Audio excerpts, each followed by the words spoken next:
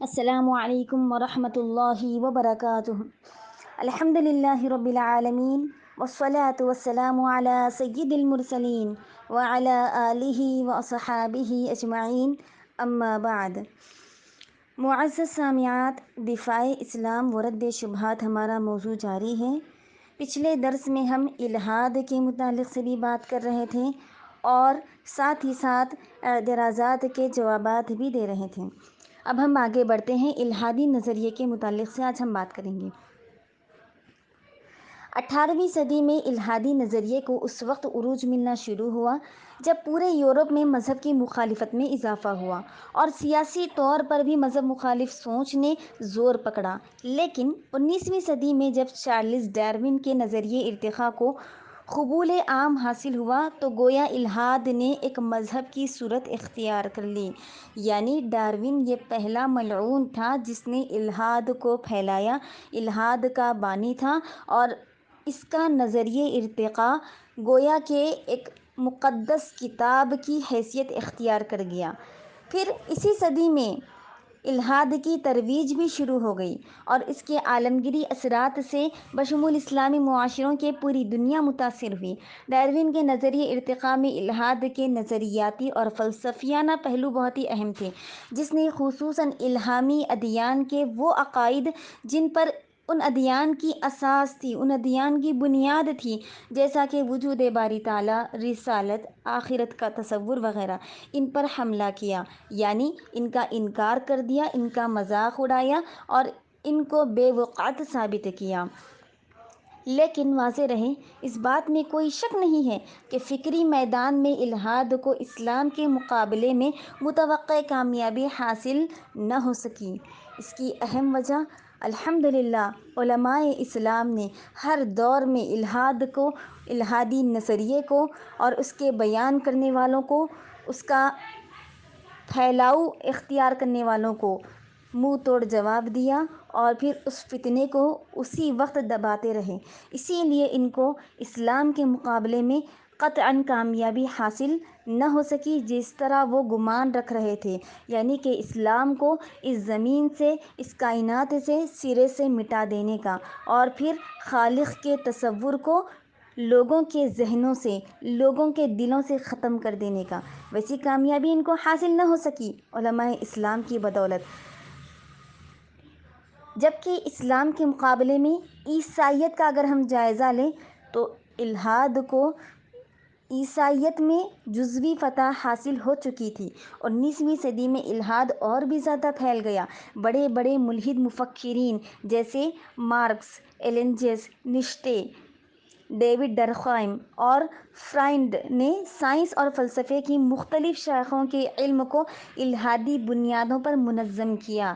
یعنی ان ملعونوں نے ایک ٹیم بنائی اور ان میں مختلف شعبوں کے ایسے لوگوں کو جمع کیا جو کہ مذہب بیزار تھے، جو خدا پر، خالق پر ایمان نہیں رکھتے تھے، چاہے وہ کسی بھی مذہب سے تعلق رکھنے والے ہوں۔ جیسا کہ ان میں مارکس اور ایلنجس ماہر معاشیات یعنی اکنومسٹ اور نیشتے ماہر فلسفہ فلاسفر اور ڈیوڈ ڈرخائم ماہر عمرانیات یعنی سوشیولوجسٹ اور فرائڈ ماہر نفسانیات یعنی فلاسفر وغیرہ، اس طرح کے شعبوں سے انہوں نے ایسے لوگوں کو جمع کیا۔ اور ان میں جو کردار تھا ڈارون کا، اس کے تعلق سے ہارون یحییٰ لکھتے ہیں کہ الحاد کو سب سے زیادہ مدد ماہر حیاتیات بائیولوجسٹ ڈارون کے نظریے سے ملی۔ یعنی اس نے سب سے پہلے تخلیق کائنات کے نظریے کو رد کر کے اس کے برعکس نظریہ ارتقاء یعنی ایولیوشن کا نظریہ پیش کیا۔ ڈارون یہ پہلا ملعون تھا جس نے تمام ملحدین کے ذہن میں جو سوال ایک گھومتا تھا، ایک سوال جو ان سے اکثر کیا جاتا تھا کہ اس کائنات کا وجود کیسے ہوا، اس کا جواب اس نے دے دیا، جو کہ انہی لوگوں کو مطمئن کر سکتا ہے۔ مذہب اور الہ خالق کے ماننے والوں کو قطعاً مطمئن نہیں کر سکتا۔ وہ سوال یہ تھا کہ انسان اور جاندار اشیاء کس طرح وجود میں آتی ہے۔ اس نظریے کے نتیجے میں بہت سے لوگ اس بات کے قائل ہو گئے کہ فطرت میں ایسا آٹومیٹک نظام موجود ہے جس کے نتیجے میں بے جان مادہ حرکت پذیر ہو کر اربوں کی تعداد میں موجود جاندار اشیاء کی صورت اختیار کر جاتا ہے۔ لیکن حقیقت ایسی نہیں ہے۔ حقیقت یہ ہے کہ بے جان مادے کو حرکت دینے والی ایک ذات موجود ہے، اور وہی ذات خالق کائنات کی ذات ہے۔ پہلی جاندار اشیاء اور پہلے انسان کو بھی اسی نے پیدا کیا۔ یہ مذہب اور خالق کو ماننے والوں کا عقیدہ ہے، لیکن ڈارون نے اس نظریے کو بدل کر اس کے برعکس ارتقاء کا نظریہ، یعنی کہ اشیاء خود بخود وجود میں آئی، یہ نظریہ پیش کیا۔ اور خالق کے تصور کے منکر سائنسدانوں میں ایک بڑا نام اسٹیفن ہاکنگ کا بھی ہے۔ یہ 1942 میں انگلینڈ میں پیدا ہوا، اور اس نے سائنس کی دنیا میں انفرادیت حاصل کر لی تھی، اور اس انفرادیت کی وجہ اس کی فالج کی بیماری تھی، جس کے سبب اس کا جسم اور قوت گویائی بھی ساتھ چھوڑ گئی تھی۔ لیکن اس نے ہمت نہیں ہاری اور اپنی آنکھوں اور پلکوں کی مدد سے کمپیوٹر کو استعمال کرتے ہوئے سائنسی تصورات پیش کرتا رہا۔ پروفیسر محمد رفعت صاحب اس کے متعلق سے لکھتے ہیں کہ اسٹیفن ہاکنگ کے نظریات کا وہ تنقیدی جائزہ لیتے ہوئے بیان کر رہے ہیں کہ تخلیق کائنات کے تصور کے بعد اسٹیفن ہاکنگ خالق کے بارے میں گفتگو کرتا ہے کہ ہمیں خالق کے تصور کی ضرورت اس وقت تھی جب سائنس نے ترقی نہیں کی تھی، اور ہم کائنات کی توضیح کے لیے خالق کے تصور کا سہارا لیتے تھے۔ لیکن اب سائنس کے نظریات و حقائق کو ہم جانتے ہیں اور ہم اس میں ترقی کر رہے ہیں، اسی لیے اب ہمیں خدا کے تصور کی ضرورت نہیں ہے۔ یہ نظریہ اس نے پیش کیا۔ یہ خالق کو محض سائنس تک ہی محدود کرتا ہے کہ اب چونکہ سائنس کے میدان میں خالق کی ضرورت نہیں ہے، لہٰذا خالق کے تصور کی بھی ضرورت نہیں ہے، جبکہ خود اس کی غیر معمولی بیماری کا اگر ہم جائزہ لیں تو اس کی غیر معمولی بیماری میں اس غیر معمولی کام کا بھی یہ اس بات کی شہادت دینے کے لیے کافی ہے کہ پہلے صحت بھی اسے اللہ ہی نے دی تھی، اور جب اللہ نے چاہا اسے لے لیا، اور پھر اس مرض میں یہ صلاحیت بھی اللہ ہی نے دی، وہ بڑھتا رہا اللہ ہی کے حکم سے، لیکن یہ تو خدا کا منکر ٹھہرا، اور پھر اپنے الہادی نظریے کو ایک وقت تک پھیلاتا رہا، اور اسی الہادی نظریے کے ساتھ جہنم رسید ہوا۔ اب ہم بڑھتے ہیں اعتراضات کی طرف۔ پچھلے درس میں ہم نے یہ اعتراض کا خلاصہ کیا تھا کہ اگر اللہ ایک ہے تو اس کے لیے جمع کا صیغہ کیوں ہے۔ اب ہم مزید اعتراض کی طرف بڑھتے ہیں کہ ایک اور اعتراض جو قرآن مجید کے حوالے سے کیا جاتا ہے کہ تنسیخ آیات کیا غلطی کی اصلاح ہے۔ آیات جو اللہ رب العزت نے نازل کی اس کو منسوخ بھی کیا، کیا یہ اللہ کی پہلے غلطی تھی جو پھر اس نے بعد میں اصلاح کی؟ نعوذ باللہ، اس طرح سے اعتراض کیا جاتا ہے۔ اب ہم قرآن مجید کی آیت کا جائزہ لیتے ہیں۔ رب تعالی سورہ بقرہ آیت نمبر 106 میں ارشاد فرماتے ہیں ما ننسخ من آیت او ننسها نأت بخیر منها او مثلها الم تعلم ان اللہ علی کل شیء قدیر۔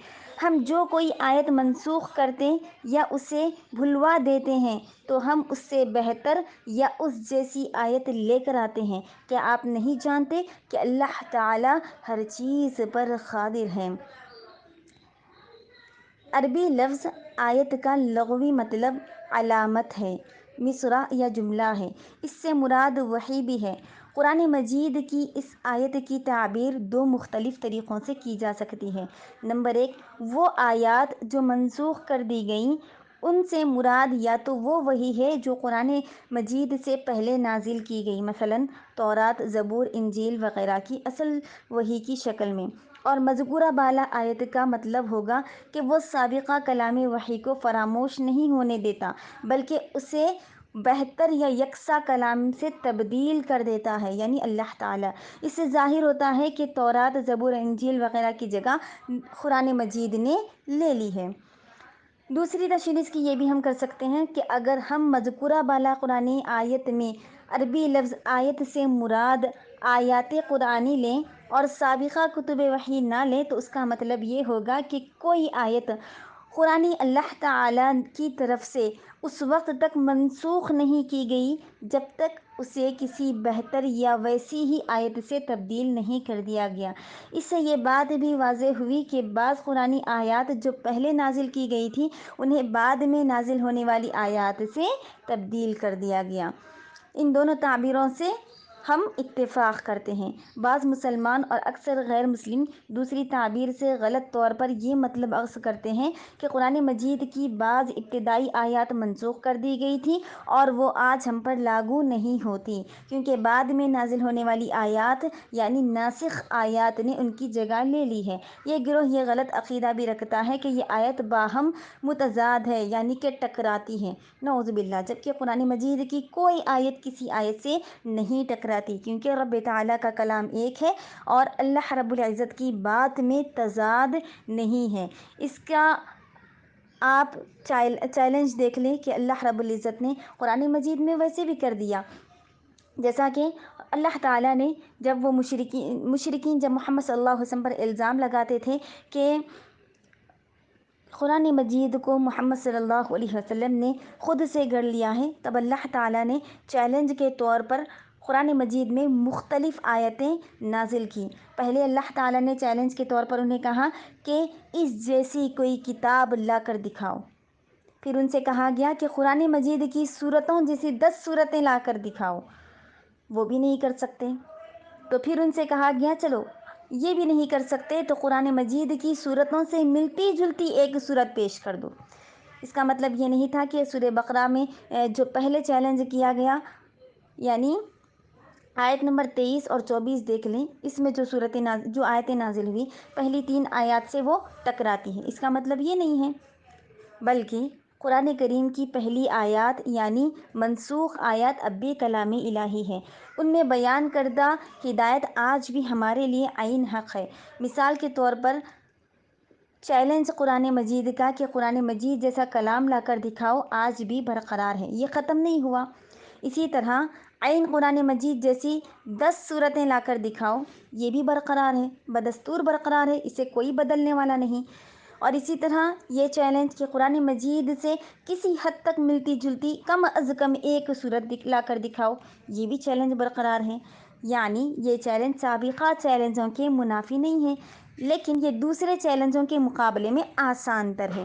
اگر آخری چیلنج کا جواب بھی نہیں دیا جا سکتا تو یقیناً کسی شخص کے لیے باقی 3 مشکل چیلنجوں کا جواب دینا بھی آسان نہیں ہے۔ تو اس سے واضح ہوا کہ قرآن مجید کی آیتوں میں تضاد نہیں ہے، بلکہ رب تعالیٰ نے اس وقت کے مسلمانوں کے لیے پہلے جو احکام نازل کیا، مثال کے طور پر آپ شراب نوشی یعنی منشیات کے تعلق سے مثال لے لیں کہ اللہ تعالیٰ نے پہلے منشیات کی ممانعت 3 مراحل میں کی۔ اس سلسلے میں پہلی وحی میں صرف یہ ذکر کیا گیا کہ نشہ آور اشیاء کا استعمال بہت بڑا گناہ ہے اور ان میں کچھ فائدہ نہیں ہے، لیکن ان کا گناہ ان کے نفع سے زیادہ ہے۔ پھر اس سے اگلی وحی میں نشے کی حالت میں نماز پڑھنا منع کر دیا گیا۔ اس سے یہ ظاہر ہوا کہ کسی مسلمان کو دن کے اوقات میں کوئی نشہ نہیں کرنا چاہیے، اس لیے کہ ہر مسلمان پر دن میں 5 مرتبہ نماز ادا کرنا فرض ہے۔ اس آیت میں یہ نہیں کہا گیا کہ جب رات کو کوئی شخص نماز ادا کر رہا ہو تو اسے نشہ کرنے کی اجازت ہے۔ اس کا مطلب صرف یہ ہے کہ وہ چاہے تو نشہ کرے اور چاہے تو نہ کرے۔ قرآن مجید اس پر تبصرہ نہیں کرتا۔